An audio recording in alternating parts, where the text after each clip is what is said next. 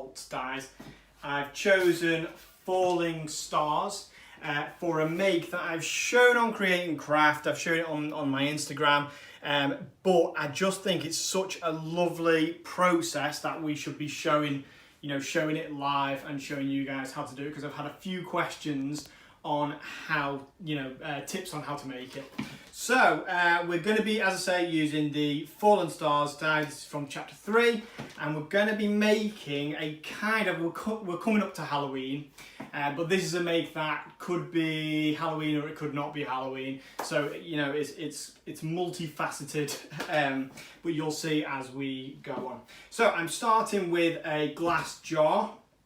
I've got a few different glass jars because this is a make that takes some time in the process, just when you're waiting for things to dry, because if you want to make it properly, you need to wait properly for it to dry and not be hasty like I have in the past and try to paint over wet glue and such things like that. That will just ruin it for you. So be patient is the key with this make.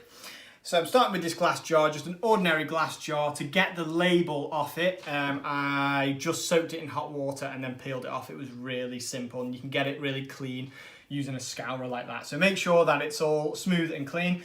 Then what we're going to do, I've used some express glue. Now I've tipped quite a lot of it into there. That's probably more than I need.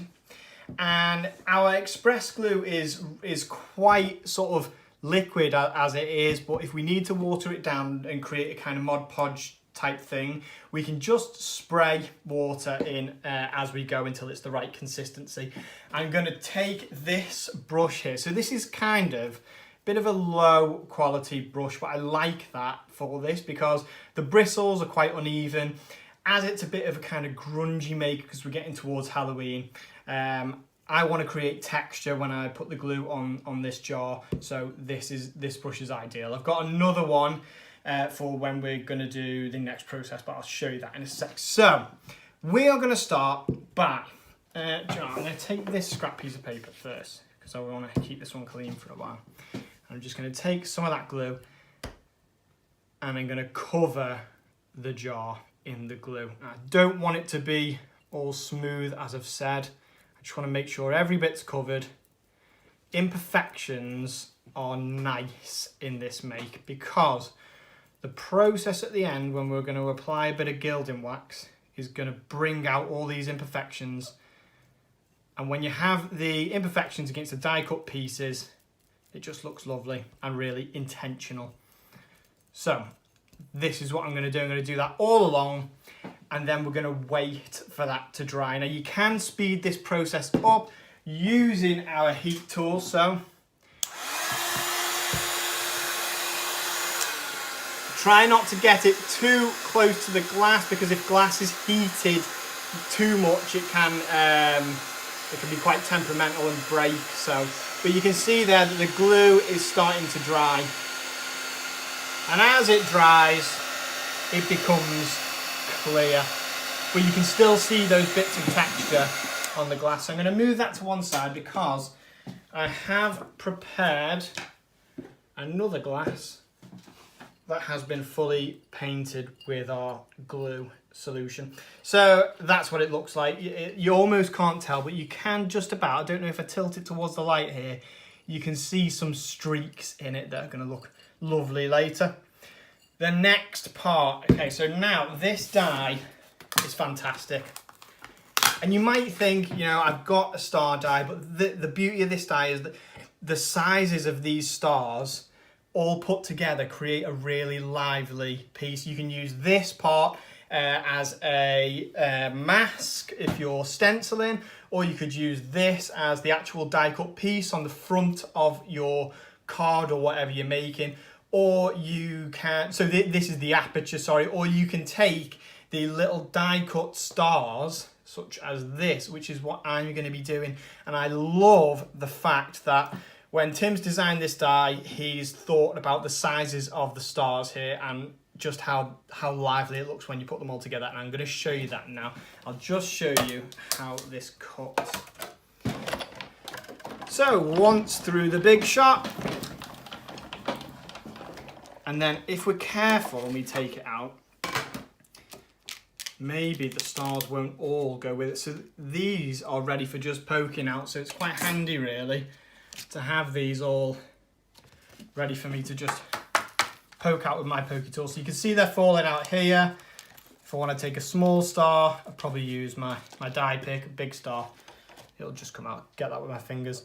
Then we're going to, I mean, you can use one of the adhesive sheets with this, but I want it to be stuck really well onto the glass. So I hesitated using the adhesive sheets because I haven't tried the adhesive sheets on glass. I'm sure they work perfectly, but for this, I'm going to use just some express glue.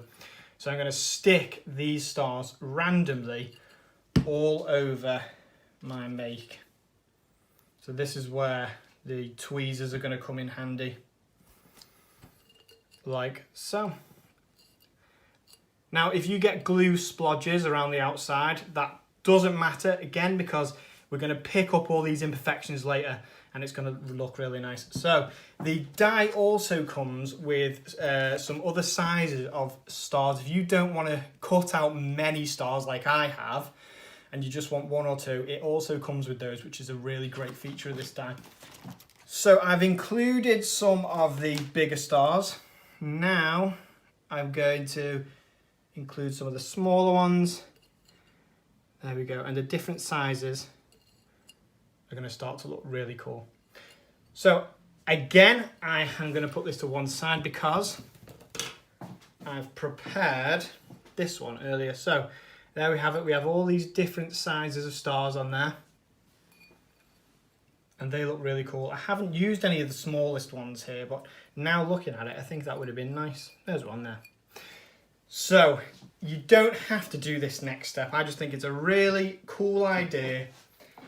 I'm going to use our glue gun.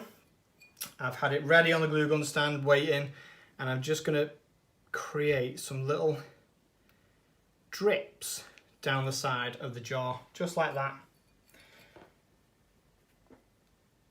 Now you might think that it's difficult to get them looking like kind of, you know, realistic, kind of movie quality looking dripping down the side, but once we paint over this, it's going to look really nice.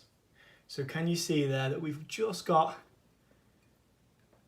the drips? It's almost like we've been brewing a potion in the jar and it's all just spilling out the side, like so.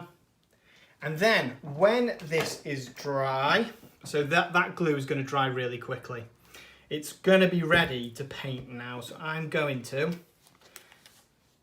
just put a splodge of black acrylic paint, or you can use gesso on there, and I'm going to pick this up and just start painting over these bits now. Now this is why we used the glue solution earlier, because if you paint straight onto glass, then it just comes off with any scratch or knock to the glass. The paint comes off and shows the glass through. And you just want to make sure that you've painted over everything. It's a really satisfying technique, this, and you can see the stars there are all coming out because I've cut them from the card and I've put them on there. So that's going to be important later. And now you can see that these drips, now that they've been painted, are starting to look really cool. And again, I'm going to do my old, here's one I made earlier. And it looks like this.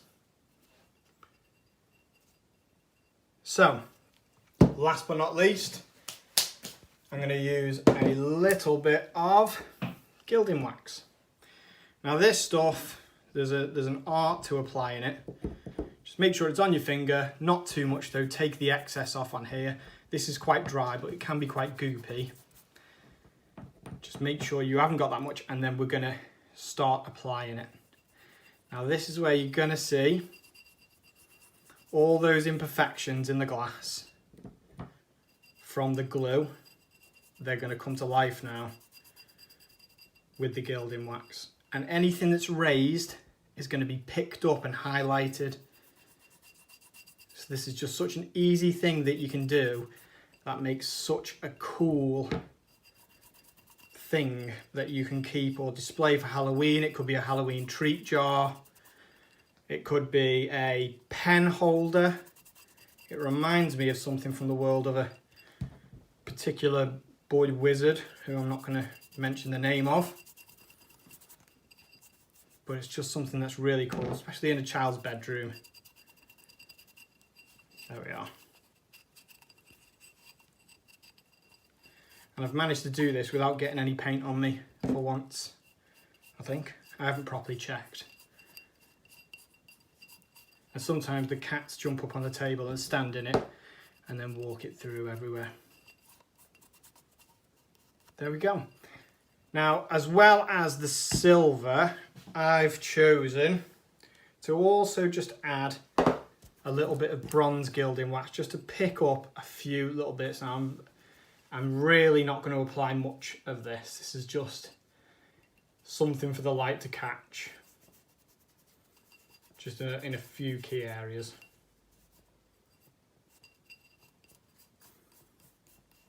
And there we are. So look at that. And I've pre-done the lid on there. Just imagine that as a cool Halloween treat jar. Now I would mention, if you were thinking of a candle holder or something like that, I wouldn't use it as a candle holder, or if I was going to, I'd use a dry brush technique with paint rather than gilding wax, just because the gilding wax is flammable. So don't do that. But that being said, I've got a nice little electric tea light here that, if it was dark, I could just place that inside, and then if the room was dark, then that's going to light up through the paint and the gilding wax, which is a really cool effect as well. There we go, and that is it. So I would really love to see any well, first of all, I want to see people trying this one at home.